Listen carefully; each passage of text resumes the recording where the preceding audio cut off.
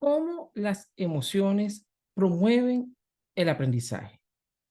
La neuroeducación, apoyada pues en la psicología, en la educación, en la psicología educativa, nos ha dado tres grandes revelaciones, tres grandes elementos importantes que como profesores, como mediadores del proceso de enseñanza-aprendizaje, debemos siempre tener en cuenta. ¿Para qué? Para desarrollar, promover en nuestros entornos de clase.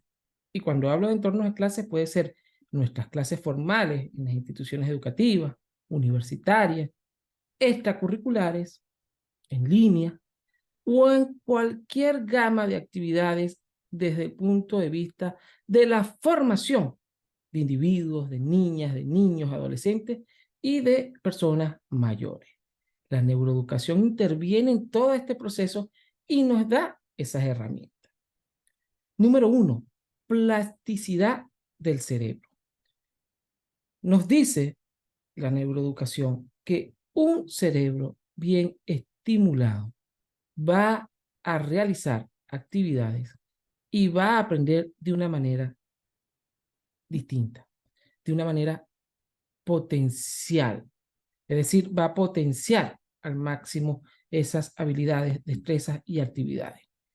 En la plasticidad de el cerebro hay una máxima que mientras más se estimule el cerebro, mientras más se motive, más aprende, más tiene la capacidad de desarrollar y aprender habilidades y destrezas que puede repetir constantemente, que puede solucionar y eso le va a dar cabida a resolver otros problemas complejos en la medida que vayamos aprendiendo una actividad, una ciencia, una instrucción o el desarrollo de una actividad en el día a día de nuestra vida. Por eso es importante que el cerebro esté bien estimulado y que los profesores, que el cuerpo docente tome en cuenta siempre el proceso de estimulación.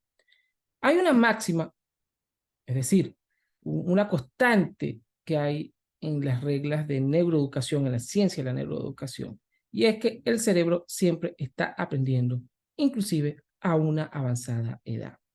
Si bien debemos tener en cuenta la importancia de estimular en ese periodo de la niñez, en ese periodo de la adolescencia, de la juventud, es importante también entender que a medida que pasan los años, también podemos generar ese proceso. Y cuando un cerebro está bien estimulado, genera mayores y mejores conexiones neuronales. Y también, como dije en la videoclase anterior, genera nueva neurona. Por eso, la importancia de estimular antes de una actividad, antes de un proceso de desarrollo académico, didáctico, y en la vida misma, en nuestra vida familiar. Pero acá estamos en el entorno para el desarrollo educativo, aunque la educación lo es todo, está en todo. Nosotros como formadores, como profesores, como guías, estamos en ese proceso. Debemos tomar las herramientas y las estrategias necesarias en nuestras actividades para estimular verdaderamente nuestro cerebro, el cerebro de nuestros estudiantes, de nuestros participantes en cursos. Premisa número 2 que nos da la neuroeducación, la existencia de la memoria espejo. Esto quiere decir que si una neurona ve, cuando vemos que alguien hace una actividad y la repetimos, también la aprendemos cuando la hacemos nosotros mismos. Por eso la neurona espejo, de la que habla la neurociencia, es importante desarrollar con ejemplos y acciones visibles y también prácticas. No basta solo la teoría y no basta solo mirar, sino hacer actividades, generar instrucciones académicas, desarrollo instruccional, donde el estudiante, aparte, como decía Jerome Bruner, un gran psicólogo, desde el punto de vista de la psicología educativa y constructiva, el aprendizaje por imitación es importante y también en la práctica. Por eso la importancia de que esa neurona espejo sea desarrollada y estimulada en los procesos académicos y de formación. Por imitación, sí, y también por el hacer, que como lo dicen las diversas corrientes de la psicología educativa, aprender haciendo, que también es una de las promociones que hace la UNESCO en los últimos 30 años, el aprender haciendo. ¿Y qué es aprender haciendo? Poner en práctica esa teoría, lo que hemos visto, lo que hemos conocido, esos conceptos teóricos, lo leído, lo visto, a reproducirlo en la práctica. Por eso es importante que en toda actividad académica y no académica, desde el punto de vista de la educación, la práctica sea la premisa, porque es el proceso de desarrollo, es el proceso de adquisición de esas habilidades y a mayor repetición, pues, como lo sabemos, mayor es ese proceso de aprendizaje y de adaptación y de saber hacer una actividad ya de una manera determinada. La premisa número 3. El aprendizaje y las emociones van de la mano.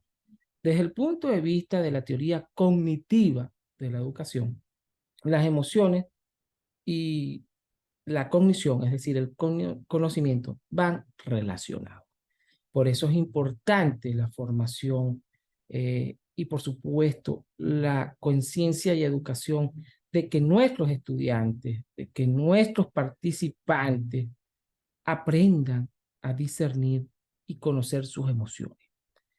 Esto es vital, saber por qué estás molesto, saber por qué estás alegre, saber por qué te incomoda algo. El saber gestionar nuestras emociones nos permite adaptarnos y enfrentar diversas situaciones. Situaciones en la vida diaria, en la vida escolar, en la vida laboral y en la vida misma, en el desarrollo de nuestra vida. Mientras más temprano, mientras más conciencia tengan nuestros estudiantes de reconocer y de conocer y gestionar sus emociones, mejor va a ser el proceso de desarrollo de aprender. ¿Ok? Porque un entorno donde la tristeza, la depresión, la ansiedad, la melancolía esté presente, es un entorno donde el aprendizaje se dificulta al desarrollo del mismo. Pero un entorno donde las acciones positivas, estimulantes, motivantes, de alegría, de integración, es un ambiente propicio para un aprendizaje superior. Algunos teóricos hablan de el momento perfecto para el superaprendizaje, ¿no? Para ir a ese aprendizaje constructivo, significativo. Por ello, la importancia de que nuestros estudiantes y que nosotros como educadores, como formadores, tengamos siempre presente el saber buscar las estrategias necesarias para que nuestros estudiantes comprendan, entiendan el estado de sus emociones y buscar las herramientas necesarias en nuestra aula, en nuestro entorno, donde estemos desarrollando nuestra praxis pedagógica, es decir, nuestra práctica pedagógica, para que el ambiente motivante, positivo, gratificante, estimulante, esté presente y se dé verdaderamente el aprendizaje significativo. Como dicen muchos autores desde el punto de vista de la neurociencia, a mayor emoción, mayor aprendizaje. Por eso la importancia de enseñar la gestión de emociones en nuestros estudiantes. Estos tres elementos que nos revela la neuroeducación son los que debemos llevar a la práctica en ese proceso de aprendizaje y emociones. Siempre unido de las manos, en todo momento. Esto va para cualquier área académica, para cualquier actividad y un dato muy importante, cualquier edad.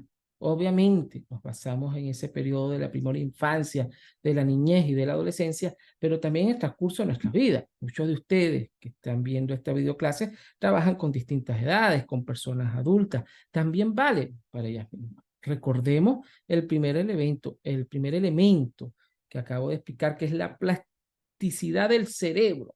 Tiene importancia. Lo importante es adecuarnos al contexto, lo importante es conocer el contexto y llevar a la realidad ese proceso de aprendizaje para nuestros estudiantes, nuestros participantes. Les recuerdo seguir leyendo los artículos, los ejemplos y las herramientas que puedes aplicar adecuadamente al contexto donde desarrolles tu práctica pedagógica para seguir profundizando en este proceso de neuroeducación, aprendizaje y emociones. Recuerde descargar los artículos que están aquí presentes y también te invito a un link que vamos a dejar aquí mismo en esta videoclase del podcast Inteligencia Creativa, donde podrás ver distintas estrategias desde las inteligencias múltiples para poner en práctica en distintas áreas académicas y distintas edades en un determinado momento. Y seguir profundizando en el proceso de la neurodidáctica apoyado en la neuroeducación.